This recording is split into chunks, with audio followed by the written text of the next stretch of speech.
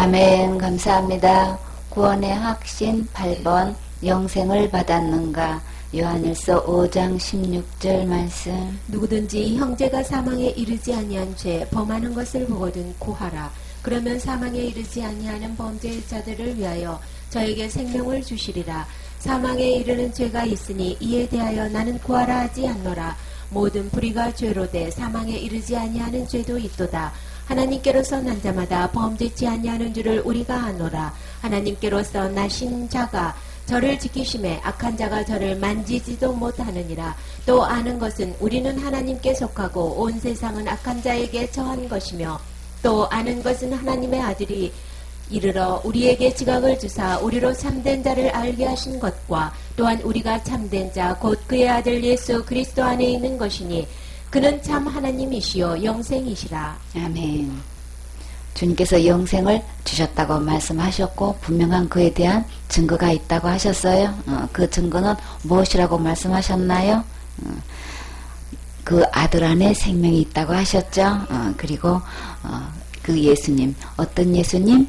우리 지옥 갈 모든 죄를 십자가의 죽음과 부활을 통해서 다 해결하신 이 예수님을 믿는 자를 위해서 우리 주님은 무엇을 기록하셨다고 하셨어요? 이 성경 말씀을 기록하셨다. 이 성경 안에 예수님 안에 무엇이 있다는 걸 알게 하시려고 영생도 있는 거야. 예수님을 믿는 사람은 다 영생이 있다는 것을 알게 하시려고 이 말씀을 기록하셨다고 하셨어요. 그리고 우리의 가진 바 담대한 것 이것이니 무엇이든지 아버지의 뜻대로 구하기만 하면 주님께서 다 들어주신다는 거죠. 그래서 우리 주님께서 주님께 우리 모든 필요를 무엇이든지 주님의 이름으로 구하기만 하면 주님께서 응답해 주신다고 약속하셨어요. 기도 응답 받으면 우리의 마음이 어떤가요? 너무나 기쁘죠. 기쁨이 충만하다고 그랬죠. 그래서 지금도 상관없이 무엇이든지 그 구하는 바를 주님이 다 들어주시기 때문에 구한 것 있으면 다 이미 받은 걸로 얻은 줄로 또한 아느니라. 그러니까 이미 구하면서 받은 기쁨을 누리면서 하는 것과 주실 건가 안 주실 건가 의심하면서 하는 것하고는 의심하고는 구하지 말라 그랬죠. 그쵸? 그렇기 때문에 우리 이양 구할 거 어떻게 구하라 그랬어요? 내 입을 넓게 열라. 그러면 누가 채워주신다고요? 주님이 채워주신다고 약속하셨지요. 내 힘으로는 할 수 없기 때문에 우리는 형편 보고 내 자신 보면 우리는 그런 걸로 인해서 낙심하게 되지만, 그러나 모든 것을 할 수 있는 누구를 보면 예수님 바라보면 주님께서 주시는 이 약속이 있어요. 그렇죠? 우리는 언제 어느 때 어떻게 죽어도 우리는 어떤 담대함이 있나요? 천국에 들어갈 수 있는, 거룩한 성소에 들어갈 수 있는 담대한 힘이 있어요. 무엇을 보고? 내 행실을 보는 게 아니고 주님께서 흘리신 그 보혈을 보면 우리는 언제든지 들어갈 수 있지요. 그래서 이 세상에 살면서도 우리가 필요한 것 있어요. 그 필요한 것 지금 누가 책임져 주신다는 거예요?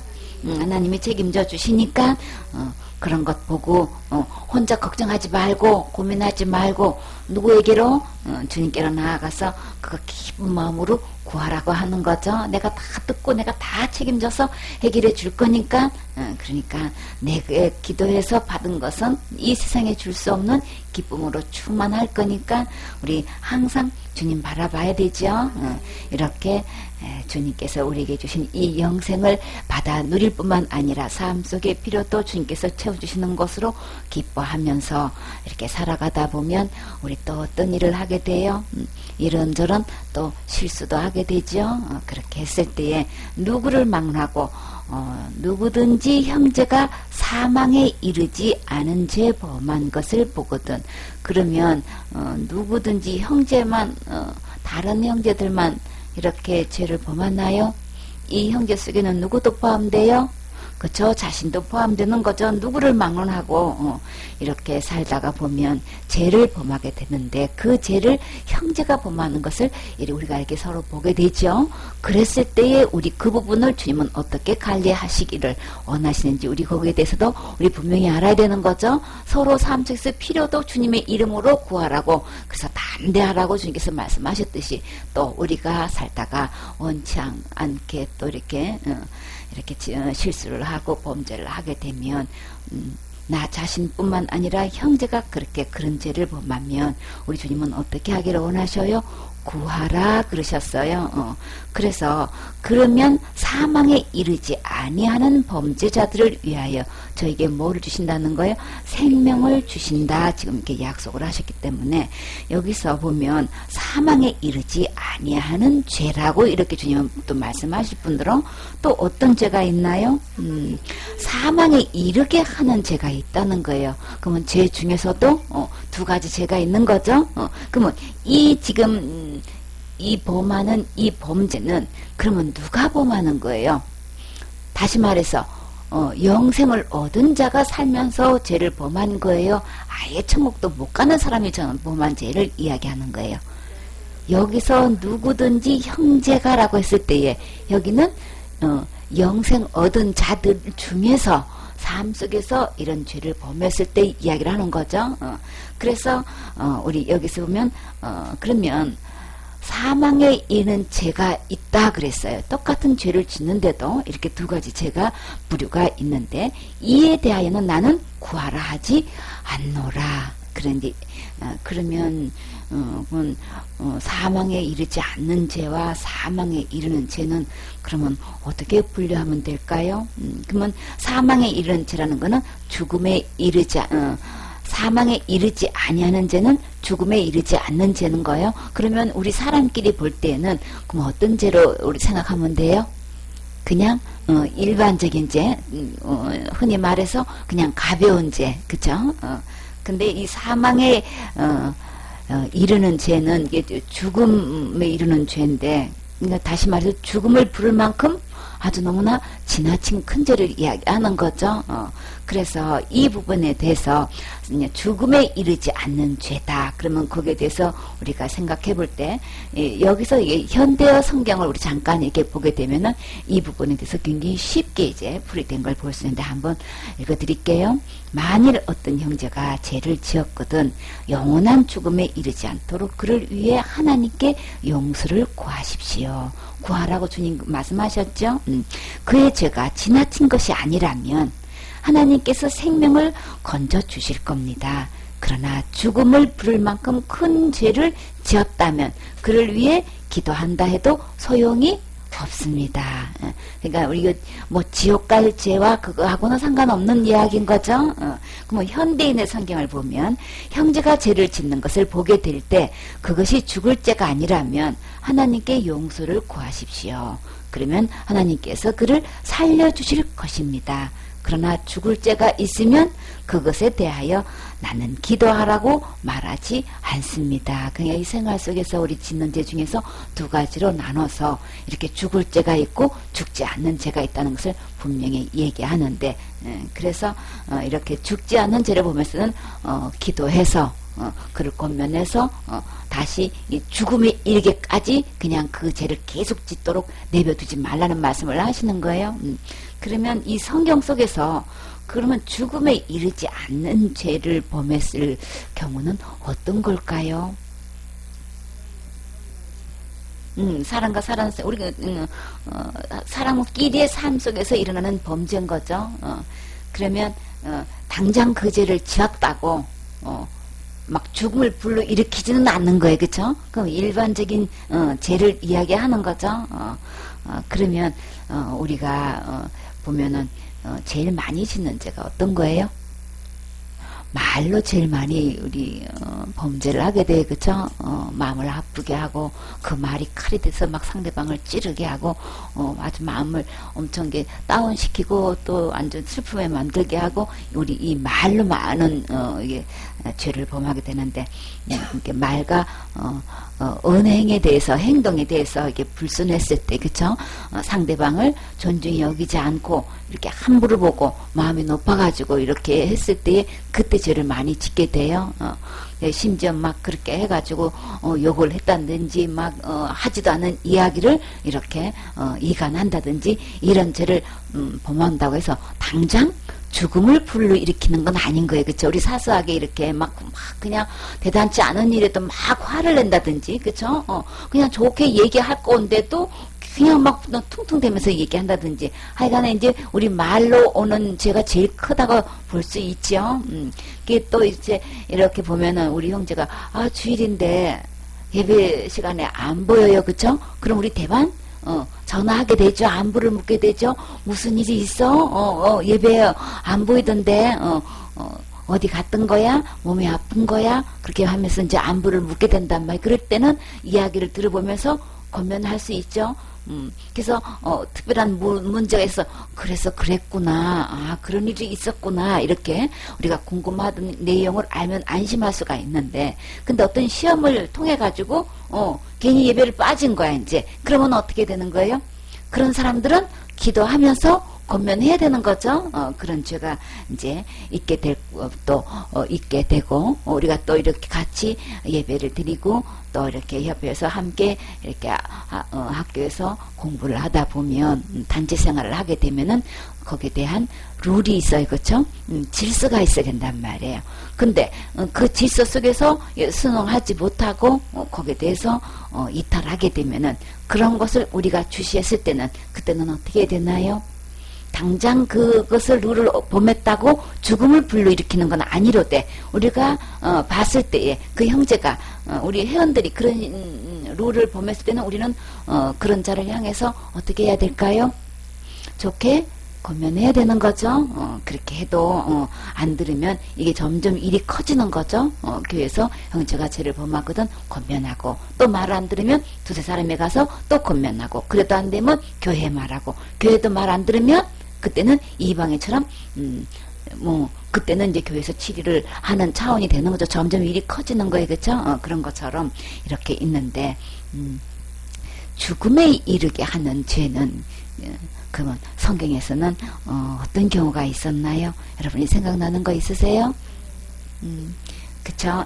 그래서 우리 제일 먼저 이 죄를 지었다고 당장 죽음을 맞이하기는 했어도 그 영혼이 어디는 안 가는 거예요?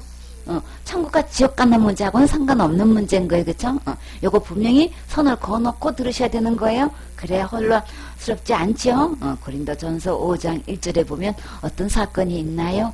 음행 사건이 있죠. 세상에도 들어볼 수 없는 아주 그냥 그런 끔찍한 음행죄를 이제 지은 경우에, 그럴 때는 그 보면은 참 그런 경우에는 교회에서 절대 있어서는 안 될 일인 거죠. 그런데 교회에서 있을 수 있단 말이에요. 그런 죄를 범하게 되면 그가 어떻게 되는지 주님께서 왜 그런 자를 향해서 주님은 구하라 하지 않을까요?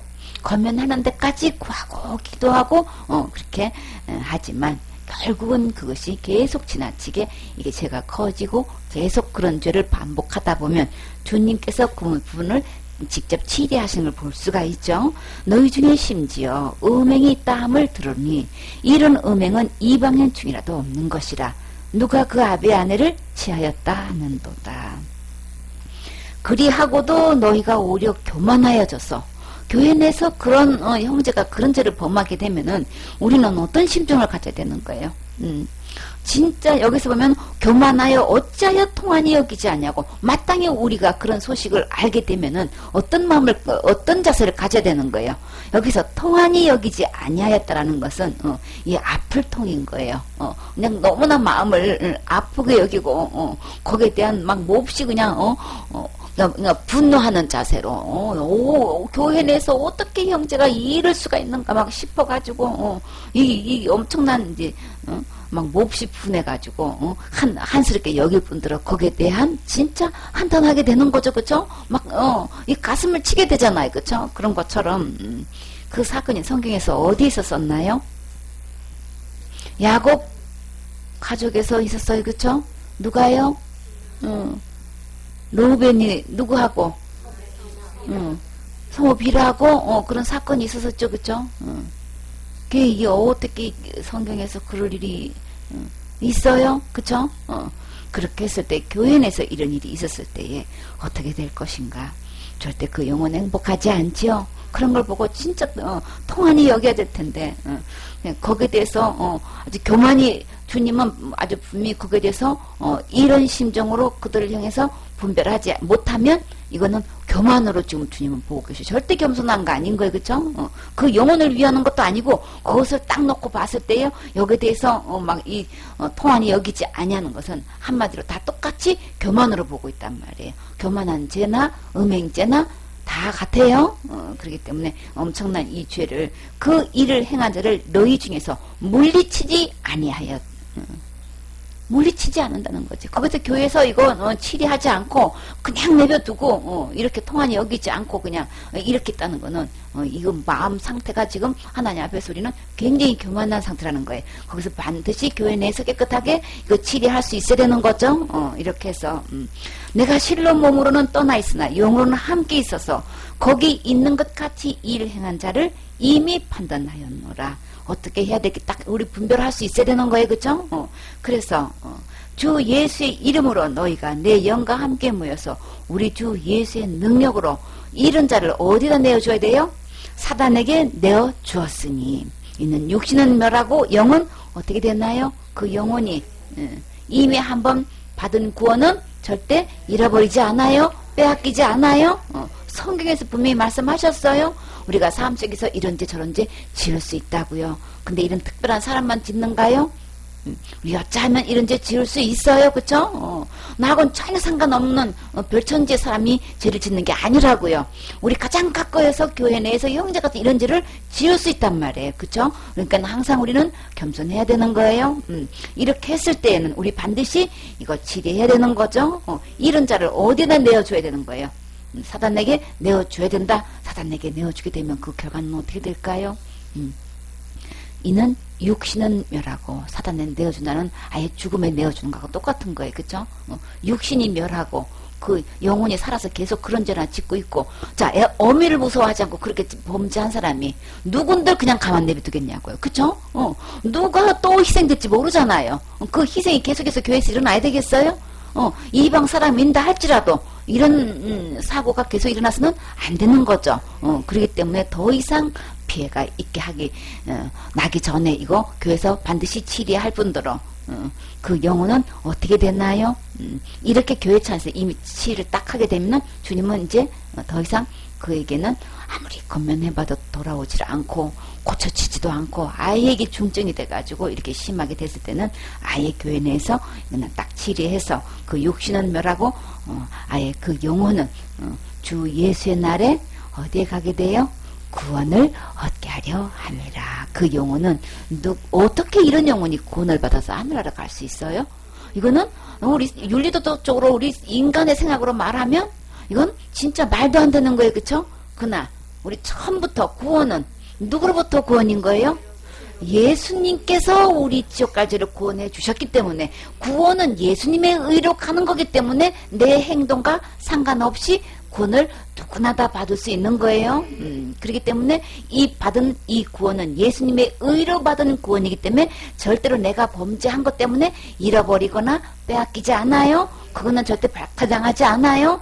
그렇기 때문에 그 영혼만큼은 예수님이 십자가의 죽음과 부활로 구원을 얻은 거기 때문에 잃어버리지 않고 그 영혼은 주 예수의 날에 구원을 얻을 수 있다는 거예요. 그러나 삶 속에서 이렇게 음행죄에 빠져가지고 계속 범죄하게 되면 이런 자들은 아예 주님께서는 구하지도 말어라 지금 그렇게 말씀하고 계시잖아요. 그러니까는 이런 거는 죽음에 이르게 하는 죄다. 우리 이거 분명히 알아야 되겠죠. 그렇기 때문에 알게 모르게 이렇게 음행죄를 계속 짓게 되면은 결국은 그 죄는 곧 뭘 파는 거예요. 사람들이 알았든 몰랐든 자기는 지금 그 죄를 범하는 거는 그냥 무덤을 파는 죄예요. 그쵸? 죽음을 자처하는 길이라고요. 그렇기 때문에 빨리 우리가 어떻게 하다가 당할 수도 있고 범죄를 할 수도 있어요. 그쵸? 그러나 이렇게 했을 때 빨리 그 부분에 대해서 우리 일절 깨끗한 그렇게 우리 은행 가짐을 우리 조심해야 되는 거죠. 이렇게 해야 되는데 우리 받은 이 구원은 잃어버리지 않되 이런 부분에 대해서는 우리 분명히 깨끗이 관리해야 되는 거죠. 그리고 또 성경에서 또 어떤 사건이 있었나요? 사망을 부르는 이 죄 어떤 사건이 신약에서 있었나요? 사도행전 5장 1절에 보면 아나니아 삽비라 이야기가 있죠. 아나니아라 하는 사람이 그 안에 삽비라로 더불어 소유를 팔아 그 값을 서 얼마를 감춤해 그랬어요. 그래서 그 감춘 것을 누구도 알았어요? 그 아내도 알더라. 얼마를 가져다가 사도들의 발 앞에 두니. 이 사건이 왜 이렇게 소유를 팔아가지고 이렇게 사도들 발 앞에 이렇게 두었다 그랬어요. 이 사건이 어떻게 해서 이런 일들이 시작된 거예요? 미문에 앉은 한진뱅이가 일어났죠, 그쵸? 일어나, 걸으면서, 뛰면서 막 하니까, 막 온 유대인이 몰려가지고, 이런 일이 그냥, 유대인들은 기적이 일어나면 그냥 가장 그냥, 그건 아주 그냥 순식간에 소문이 퍼져가지고, 그냥 온 그냥 솔로몬 행각에 다 모일 때, 베드로가 일어서서, 설교했을 때 몇천 명이 구원받았어요. 남자의 수만 5천 명이 구원받았어요. 그쵸? 이렇게 해가지고, 모였는데, 제자의 수가 5천이 돼가지고, 그때부터 그냥 날마다 모이면서, 기도하면서, 말씀 들으면서, 그냥 그 영혼이 그 확신에 대한 예수님께서 해 놓으신 것에 대해서, 그 구원의 기쁨과 감격을 누리면서 매일같이, 모이다 보니까, 막 얼마나 충만하냐 말이에요. 그러니까, 그 형제 중에서 어떤 자들이 보여요? 가난한 자들이 보이죠. 그렇기 때문에 4장 32절에 보면 믿는 무리가 한 마음과 한 뜻이 되어 모든 물건을 서로 통용하고 제 재물을 조금이라도 제 것이라 하는 이가 하나도 없더라. 삭개오가 예수님을 만나서 구원받고 보니까 자기는 재물이 하나님으로 알고 그냥 돈 모아야 돼. 돈이 최고야. 막 이렇게 돈 하고 2생 동안 보냈는데 예수님 만나고 보니까 그 재물이 하나님이 아닌 거예요. 그쵸? 그래서 어떻게 했어요? 절반을 그냥 가난한 자에게 나눠 주었다라고 했어요.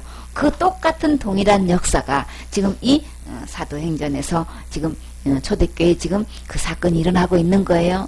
예수님을 만나서 구원받고 보니까 물질 우상에 깨어지는 모습을 지금 볼 수 있는 거예요. 전부 다 자기가 가지고 있는 것이 제 재물이 조금도 자기 것이라고 하는 이가 없도록 이거 완전히 막 충만해가지고 주님께서 나를 구원해 주신 게 너무나 감사하고 기쁘고 즐겁고 함께 예배 드리는 것이 너무나 이게 너무나 행복한 거예요. 세상에도 줄 수 없는 건 거예요. 그러니까 자기가 가지고 있던 이것이 그냥 아예 하나님 자리를 차지하고 있던 이 재물이 전부 다 이게 내게 아니고 이 모든 물질 주신 건 다 누구 건 거예요? 이게 다 하나님 것이고 하나님이 주신 거구나. 이 모든 것은 뭐에 쓰라고 정말 주님께서 말씀하신 대로 율법의 가난한 자들 보면 구제하라고 그랬어요. 그쵸? 내 삶 속에서 내가 빠져가지고 내 그냥 물질이 우상이 되다 보니까 가난한 자가 눈에 들어오지가 않아. 그쵸? 그러다 보니까 내가 제일 가난하고 내 쓸 것이 더 많고 막 그쵸? 근데 예수님 만나서 이렇게 구원받고 이 하늘로부터 오는 이 신령한 기쁨을 누리다 보니까 이 재물이 다 내 거 아니야. 다 누구 것? 다 하나님 것. 그러니까 가난한 자들에게 다 나눠주고 싶은 생각이 그냥 저절로 되어지는 거예요. 그래서 모든 이 교회가 막 아주 너무나 기뻐가지고 물건들을 다 지금 통용하는 걸 볼 수가 있어요. 그래서 사도들이 큰 권능으로 주 예수의 부활을 증거하니 무리가 큰 은혜를 얻었다 그랬어요. 우리는 진짜 주님께서 말씀 전할 기회를 주면 어떤 말씀을 전해야 될까요? 율법의 행위를 전해야 될까요? 율법 지켜 천국 간다고 기본적으로 해야만 된다고 우리가 뭘 자꾸만 하라고 이런 말씀을 전해야 될까요? 우리의 설교 내용 중에서 대부분은 뭘 차지하고 있어요? 그저 어떻게 하면 축복받는다더라. 어떻게 하면 뭐 병을 고친다더라. 어떻게 하면 잘 산다더라. 어떻게 하면 우리 자식들이 잘 된다더라. 막 그런 문제 쪽으로 다 치중을 하고 있어요. 그쵸? 근데 베드로는 이렇게 날마다 모이는데 사도들은 무엇을 증거했나요? 오직 예수님의 부활에 대한 증거를 한 거예요. 예수님의 십자가의 죽음은 무엇 때문에 죽었으며 주님은 부활하셔서 확실하게 우리 지옥 갈 모든 죄를 다 해결했다는 것을 이렇게 구구절절히 말씀 전하기만 하면 예수님의 부활을 전했단 말이에요. 우리도 이 부활의 증인이 돼야 되죠. 이렇게 예수의 부활을 증거하니 진짜 우리가 받을 은혜는 바로 이 복음을 전해야 되는 거예요. 그쵸? 그랬더니 우리가 큰 은혜를 받게 되는 거예요. 진짜 영혼들은 이 말씀 듣고 싶단 말이에요. 그쵸? 정말 예수님의 십자가의 죽음과 부활을 증거해야 큰 은혜를 입어서 이로부터 완전히 새로 거듭나서 이 새 삶을 누릴 때에 이 세상에 줄 수 없는, 율법으로 할 수 없는 그것, 하나님께서 주시는 이 큰 은혜를 힘 입으면 그 중에 필접한 사람이 없으니 어떻게 써요? 이는 각각 집 있는 자는 밭도 팔고 집도 팔아가지고 다 그 판 것을 어떻게 써요? 그 판 것의 값을 가져다가 사도들 발 앞에 두게 돼서, 사도들 발 앞에 두었다는 건 곧 무슨 뜻인 거예요? 하나님께 드렸다는 거예요? 심었다는 거예요? 그래서 이것을 가지고 각 사람의 필요를 따라 나눠주게 된 거예요. 이제 이런 교회의 이제 큰 기쁨 속에서 이제 나눔의 이제 역사가 지금 막 저절로 지금 되어지는 거예요. 막 너도 나도 땅이 있으면 팔고 집이 있으면 팔고 해가지고 하나님 앞에 이제 이게 드리는 이런 것 중에서 아나니아 사피라가 지금 등장을 하는데, 그들도 자기의 소유가 있어서 이제 팔게 된 거예요. 뭘 팔게 됐는지, 땅을 팔았는지 소유를 팔았는지 뭐 거기에 대해서는 확실하게 나와 있지 않는데, 하여튼 자기가 갖고 있는 소유를 팔아가지고 그 값을 이제 사도들 앞에 이제 드리는 과정에서 어떤 문제가 생긴 거예요. 드리는데 뭐라고 하고 드리는 거예요. 베드로가 먼저 물어보죠. 벌써 그것을 딱 알고 그들이 드리는 이 중심으로 드리는 것에 대해서 벌써 베드로는 그 안에 악한 것이 있는 걸 딱 보고 지금 그냥 뭐라고 하기 전에 대반 아나니한테 뭐라 그래요? 어찌하여 사단이 내 마음에 가득하여 내가 성령을 속이고 땅값 얼마를 감췄느냐. 그럼 뭐를 파는 거예요? 땅을 파는 거예요. 그죠? 소유를 팔았는데 자기 있는 땅을 지금 팔아가지고 예를 들어서 땅 팔았더니 1억을 드렸어. 1억을 드리고 이제 딱 왔는데 베드로는 딱 보고 네가 어떻게 이 성령을 속이고 땅값을 감췄느냐 지금 이렇게. 아니 1억이면 얼마나 크냐고요. 그쵸?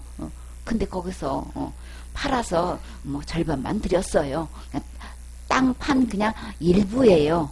그죠? 그러면 아무 얘기도 안 하고 이제 이렇게 하든지 하는데, 아예 그냥 전부라는 걸 서로 합의하에 지금 이렇게 하고 있다는 거예요. 그죠? 땅이 그대로 있을 때는 내 땅이 아니며 판 후에도 내 임의로 할 수가 없더냐? 그러면서 어찌하여 이 일을 내 마음에 두었느냐? 사람에게 거짓말한 것이 아니고 누구한테 거짓말한 거예요? 하나님께로다. 성령을 아까 속였다고 했는데 지금은 하나님께 속여서 지금 한 거란 말이에요.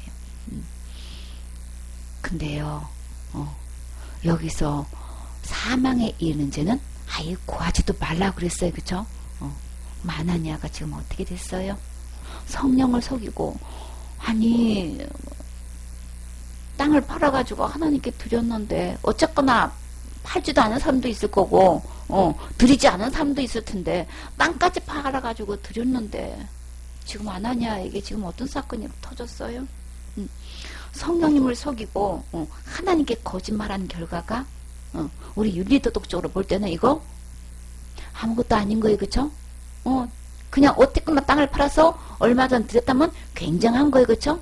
크게 높이든 아이고 땅 팔아서 예비 땅 짓는데 다 그냥 심었대, 땅을 들였대, 그냥 건축하는데 그냥 헌금했대 막 이러면은 아이고 대단하다고 하는 사람도 있고, 또 뭐 세상 사람들은 이런저런 또 비난하는 사람도 있겠지만, 그러나 우리끼리 볼 때는 그냥 땅을 팔아서 하여튼 예배당에 헌금했다가 뭐 이거 굉장한 거예요. 그쵸? 근데 이 하나님은 속지 않죠. 그쵸? 이거는 정말 하나님부터 이 받은 구원이 기뻐가지고 하나님께 막 드리고 싶어서 드리는 게 아닌 거예요. 그럼 뭐 때문에 드리는 거예요, 이거 지금? 자기 체면, 자기 이름, 명성 내는데 여기에 급한 것이지, 하나님을 속이고 거짓말 시키는 이익에 대한 아무 끄리낌이 없이 그냥 스스럼 없이 지금 이게 하고 있는 거란 말이에요. 그러니까 예물 드릴 때에 내 이름을 내기 위해서 내 체면 세우려고 이렇게 그런 마음이 섞여서는 주님 앞에 지금 이런 지금 사망에 이르는 이 죄에 속한다는 거예요. 그러니까 우리 이거 굉장히 이거 심도 있게 우리 이거 정말 이거 관리 잘해야 되겠죠. 드림에 있어서 하나님 앞에 정말 한 점 부끄러움 없애야 되는 거예요. 그렇죠? 사람끼리는 지금 이렇게 베드로처럼 이렇게 치리해요? 아니죠. 그저 교인 하나 떨어져 나갔으라 그냥 불편한 관계 없어 그냥 반드시 지적해 줄 것도 있고 갈래 줄 것도 있는데도 그냥 마음이 높아가지고 이거 안 받아들이고 그냥 교인 떨어져 나갈까 봐서 어디 그냥 이 땅을 팔아서 드리는데 누가 거기서 뭐라고 할까요? 그러나 베드로는 조금 더 굽히지 않고 그대로 하나님을 속이고 성령을 속인 것에 대한 여기 대해서는 이거 하나님 차원에서 이 관리한 걸 보라고요. 그렇게 했더니 그 말만 그냥 했는데 어찌하여 이 일을 내 마음에 두었느냐 사람에게 거짓말한 것이 아니요 하나님께로다. 여기 대해서 정확하게 딱 그 부분에 대해서 딱 밝히 드러내는 순간에 베드로가 죽으라고 한 적 없어요. 그쵸? 근데 이거 그러면 누가 치리하신 거예요? 하나님께 거짓말하고 하나님 속이면 하나님이 직접 치리하셔요. 기도할 새도 없이 그같이 주님 말라 그랬죠. 그쵸? 기도할 새도 손볼 새도 없이 지금 어떻게 하는 거예요? 어째 네가 이렇게 거짓말시키고 속였느냐? 이 말 한마디 하나 끝나는 순간에 지금 어떻게 됐어요? 아나니아가 이 말을 듣고 엎드려져 손이 떠나니 그럼 어떻게 됐다는 거예요? 죽은 거예요. 그쵸? 이 일을 듣는 사람이 다 크게 두려워하더라. 근데요 참 이 나라 이 풍습하고 우리나라의 풍습이 참 진짜 이해 못할 부분이 있어요. 그쵸? 아나니아가 여자예요? 남자예요? 우리 뭐 외국 이름이니까 남자인지 여자인지 우리 잘 구분 못해. 그쵸? 그러면 이제 뒤에 보면은 아내인지 남편인지 우리 알겠죠. 그쵸? 젊은 사람들이 일어나 시신을 싸서 메고 나가 장사하니라. 근데 금방 혼이 떠나는데 3일장도 아니고 5일장도 아니고 시신을 싸가지고 그냥 메고 나갔대. 메고 나가가지고 바로 그냥 장사를 해버려요. 근데 장사하는데 적어도 누구는 있어야 되는 거예요? 가족은 있어야 되는 건데. 그쵸? 근데 젊은 사람들이 그냥 메고 그냥 가서 바로 장사를 해버린다는 게 여러분 이 문화가 이해가 돼요? 가족한테 알리지도 않고 장사한다는 게 말이 돼요? 근데 하여튼 여기는 그래요. 그쵸? 근데 누구도 모르게 지금 장사하고 있는 거예요? 3시간이 지났어. 죽고 난 다음에 장사를 다 끝내고 딱 젊은이들이 들어오는데 3시가 지났어. 근데 아내가 그 생긴 일도 알지도 못하고 돌아와. 그러면 이 아나니아는 누군 거예요? 남편이니까 남자죠. 그 아내가 이 생긴 일들이 지금 남편 죽은지도 몰라. 근데 베드로가 가로되 그 땅값 땅 판 값이 이것뿐이냐? 내게 말하라. 그럼 누구한테 대답하는 거예요? 하나님의 종 베드로한테 대답하는 거는 지금 하나님 앞에서 대답하는 거예요. 가로되 예 이뿐입니다. 지금 어떤 대답을 하고 있는 거예요? 사망에 이르는 죄를 지금 부르고 있는 거예요. 지금 그 예 한마디가 네 이뿐입니다. 이거 다 다른 얘기가 어떻게 우리 윤리도덕적으로 그렇게 사망을 부르는 이 죄가 될 수가 있어요? 이해 안 되지요? 그러나 말씀으로는 돼요. 말도 안 돼도 하나님 말씀대로 집행된다고. 죽고 사는 문제가 하나님 손에 달렸다고요. 우리 생각대로가 아닌 거예요. 윤리도덕적으로 아닌 거예요. 교회 전통도 아니고 교회 교리도 아닌 거예요. 학설도 아니고 신학도 절대 아닌 거예요. 하나님 속이고 하나님 거짓말 해가지고 주의 종 앞에서 이거 그 물질에 대해서 이게 거짓말하게 된 것은 이거 죽음을 부르는 죄란 말이에요. 베드로가 가로되 너희가 어찌 함께 꾀하여? 남편과 함께 이거 벌써 이거 꾀한 거예요. 그쵸? 우리 다 들었다고 하자. 주의 영을 시험하려 하느냐? 보라, 내 남편을 장사하고 오는 사람들의 발이 문 앞에 이르렀으니 또 누구를? 또 너를 내어가리라. 아니 베드로가 너도 내어가리라고 한다고 사람이 죽어요? 그럼 지금 누가 베드로를 통해서 말씀하시는 거예요? 하나님이 하시는 건 말씀 우리 알 수 있죠? 베드로 개인 감정으로 지금 하고 있는 게 아닌 거예요. 하나님께서 이거 치리하고 하시는 걸 볼 수 있잖아요. 이게 질서상 누구를 통해서? 인도자를 통해서 지금 이렇게 하시는 거예요. 이렇게 해서 그럼 곧 그대로 됐나요? 그대로 됐으면 누가 하신 거예요? 진짜 하나님 하신 거 맞죠? 그래서 곧 베드로의 발 앞에 엎드려져 혼이 떠나는지라. 젊은 사람들이 들어와 죽은 것을 보고 메어다가 그 남편 곁에 장사하니. 이게 막 드림이 열려가지고 막 너도 나도 집도 팔고 땅도 팔고 막 이렇게 가지고 심어서 온 교회가 절대 필첩한 사람이 아무도 없게끔 이렇게 풍성하게 나눔이 있는 가운데서 또 사단은 이렇게 마음을 충동질해서 나도 팔았어 이 명단에 자기도 이름을 올리고 싶은 거예요. 그리고 얼마를 자기가 쓰고 싶어서 쓸 때 쓰려고 내버려두고 이렇게 쓰는 거야. 그거는 죄가 아닌 거예요. 그쵸? 땅을 팔아서 절반을 드리든 10분의 1을 드리든 10분의 9를 드리든 그 드리는 것에 대해서는 얼마를 드리는 것에 대해서는 문제가 아니로되 이것은 성령님을 속이고 하나님께 거짓말하는 문제는 이거는 크게 다뤄야 될 문제인데 어디에 이르는 죄? 사망에 이르는 죄란 말이에요. 그러니까 우리 1절 이 드림에 대해서 하나님 앞에서 정직할 뿐더러 사람 앞에서 우리 모두에게 하나님을 기만하는 이런 일은 없어야 되겠죠. 하나님을 속이고 이렇게 하나님 앞에서 성령을 이렇게 거짓말하고 여기서 함께 깨해가지고 주의 영을 시험했다 이렇게 표현을 하신단 말이에요. 다 똑같은 거예요. 그렇죠? 이렇게 표현했든 저렇게 표현했든 이거는 하나님을 시험하는 거다. 하나님 시험하면 하나님은 다 모든 것 아시지요? 절대 하나님 속지 않아요. 그쵸? 근데 이 일로 인해서 교회에 어떤 영향을 미쳤어요? 온 교회와 이 일을 듣는 사람들이 다 두려워하니라. 얼마만큼 두려웠어요? 크게 두려워했어요. 혹시나 사단에 사로잡혀가지고 또 이렇게 자기가 땅을 팔고 뭘 팔아가지고 드리는 부분에 대해서 절대 이렇게 하나님을 속이는 일이 없게끔 하나님을 시험하고 이렇게 하나님 앞에서 거짓말해가지고 교회를 교회 앞에서 이렇게 그냥 기만하는 일은 없어야 되겠죠. 하나님 마누리 여김을 받으시지 않으세요? 그렇기 때문에 드리는 물질에 대해서 일절 깨끗해서 그저 하나님 받은 은혜가 너무나 감사해서 이거 막 드리고 싶어요. 내가 드릴 수 있는 만큼 막 진짜 있으면 막 또 드리고 싶고 또 드리고 싶어요. 이런 감사한 마음으로 드리는 것은 하나님은 정말 향기로운 제물인 거죠. 받을 만한 제물이 되는 건데 이렇게 그냥 내가가 나서가지고 자기 체면으로 나 땅 팔아서 드렸던 몸이야 막 이렇게 가지고 나 정도는 좀 알아줘 지금 이거잖아요. 그쵸? 그거 외에는 뭐 때문에 그랬겠냔 말이에요. 그렇기 때문에 하나님께 드리는 모든 부분에 대해서는 정말 주님을 사랑하는 마음에서 이렇게 그 은혜에 감사해서 드려야 되는 거지 절대 사람 앞에서 그렇게 하지 마세요. 이렇게 해서 이런 것은 죽음을 부르는 죄기 때문에 이런 건 아예 구하지도 않겠다고 주님 말씀하시잖아요. 그렇기 때문에 우리 드리는 물질 앞에서 우리 일절 깨끗해서 하나님으로부터 오는 이 기쁨을 누려야 되잖아요. 그쵸? 하나님의 드림에 대해서 하나님 마누리 여기고 이렇게 속이고 시험하고 거짓말 시키는 사건으로 이게 이 교회 내에서 막 이게 막 너도 나도 이게 속이는 이런 일이 있어서는 절대 안 되잖아요. 그렇죠? 살아계신 하나님이 주관하시는 교회다.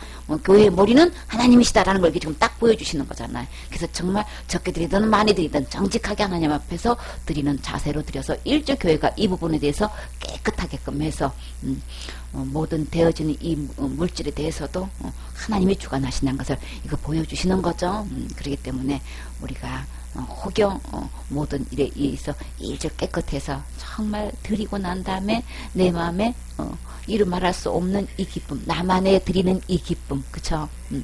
우리 다 동참해가지고 이 기쁨으로 막 행복해가지고, 그쵸? 이렇게 해가지고 예배 드리면 그 기쁨이 얼마나 크겠냐고요. 그래서 주님, 우리 형편 다 안 되는 거 아시죠? 그러나 한 명도 빠짐없이 다 이 기쁨을 함께 누릴 수 있도록 주님은 은혜를 주세요. 막 그 기도가 되는 거예요. 그렇죠?